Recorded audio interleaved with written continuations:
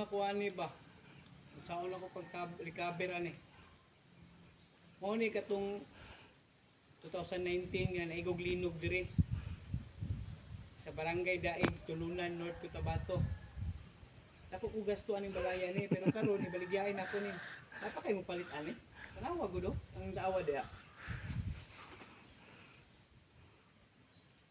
Morning front 7.9 ang igo diri sa linog.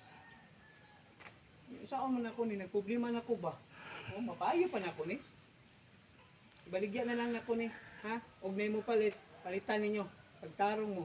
Hype. Ha.